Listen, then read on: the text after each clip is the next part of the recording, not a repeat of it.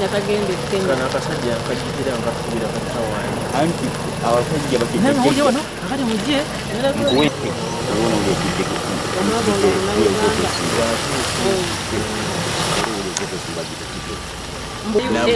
Navuga yuvi zami.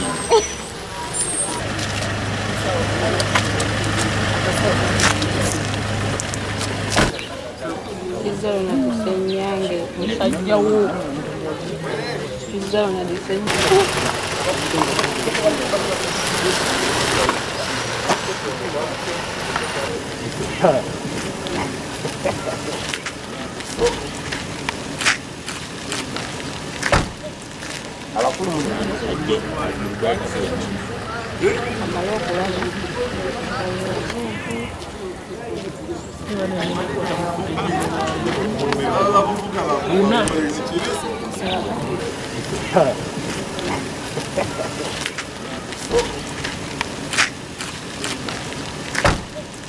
Abakulu mu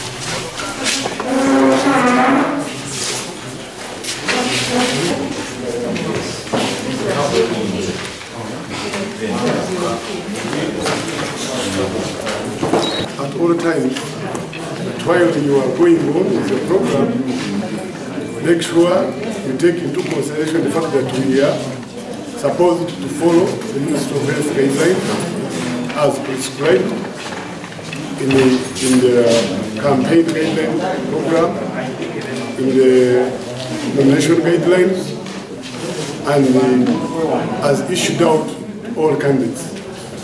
Therefore, make sure you wear your face masks, make sure you have your sanitizers, make sure you keep social distancing, protect yourself as a candidate, protect the people you aspire to lead. Those are the few announcements I want to make. Nze kyengenda okukola okusookera kiri kimu okulembeze governance mu kitundu kyaffe. Bbanga lyonna tubadde nga n'abakulembeze, but we have lacked in leadership. Ekintu kyengenda okuwa bannakatika mu South ngenda bajjako ennyonta y'obukulembeze. Yenkola ey'okujjawo okusasulira obujjanjabi mu Uganda yonna lyetteeka lye tutandikirako National Health Insurance liruddewo nnyo, tubadde tulwana ebbanga lyonna nga tuli bweru, naye kati tujja mu Parliament twagala ddiisa mu bwangu ddala bannayuganda tubawonye okusasulanga ebisale ebingi nga bafunye obujja bulwadde, okwetundangako ebyobugagga byabwe nga balwadde, n'amalwaliro okufiirwa nga ssente nga tebalina abantu bebajjanjaba tebasobola kwesasulira. Ddayo okuweereza banna ba munaanika mu lukiiko lwa Uganda olukulu lwe tuyita Parliament. Njagala nga bwe ngambye kuweereza ba munaanika, tulabe nga ba munaanika ezza Buganda ku ntikko nga tukuyita mu nkulaakulana ezitali zimu. Njagala okusuubiza banna ba munaanika tujja kukolera wamu okulaba nga tukulembera Buganda ogissa ku ntikko, oba Uganda ogissa ku ntikko. Suubira nti luweero bingi nnyo byerina okugusa. Tugenda kunyonyogera central government mpola mpola ebintu bikoleki bijje kuba gwe mulimu gwaffe newe. Wayinza okuba wabaddewo lapses nga abakulembeze abamu tebakola ekyo kye balina kukola bulungi. Kati ffe tuzze tukole ekitwongereze ku ebyo ebiri mu ggwanga olunaku lwaleero nti abantu baffe mu luweero bafiira ki? Ebyaliwo byennyini bizeemu ng'oluyimba lw'amayinja bwe lugamba. Abakyala baavuwadde nnyo. Muno mu luweero temuli na kkolero wadde kkolero erimu, n'abalimi b'emmwanyi tebakyasobola kusomesa abaana baabwe nga tufunye omuntu agenda okubeera ku kalulu gwe tulinamu essuubi gwe twagala tukiikire mu Parliament. Emyaka 5 tegibeera mitono, emyaka 5 gibeera mingi. nolwekyo tetugenda kugizanyiramu tugenda kulonda omuntu nga manye emirimu gy'omubaka parliament emirimu egyo giri ena kusaka kugoberera kukola budget na kukola mateeka agateekawo obukulembeze obulungi dayo okuweereza banna ba munaanika mu lukiiko lwa Uganda olukulu lwe tuyita parliament njagala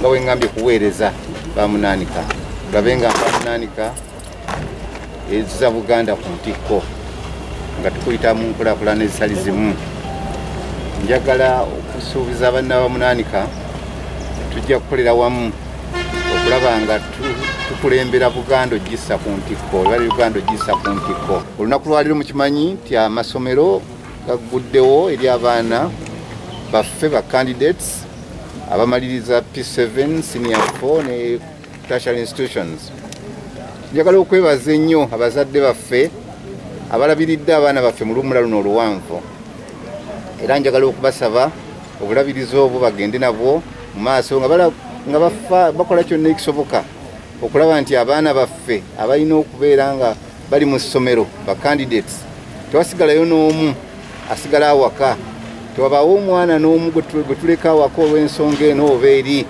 tulidde abantu nga batera okwekwasa nti sente tewali school fees tewali registration fees tewali ffe tugamba nti buli mwana ayambibweko okulaba nga agenda ku ssomero ate amaleko gavumenti yatukoledde ekintu ekirungi ennyo nti abaana baffe bonna bw'obanga bwe tulina ssente omwana mutwale mu public school gavumenti ejja kusasuleza ebigezo byonna ejja kusasuleza school fees okuteekateeka mwana kugenda ku ssomero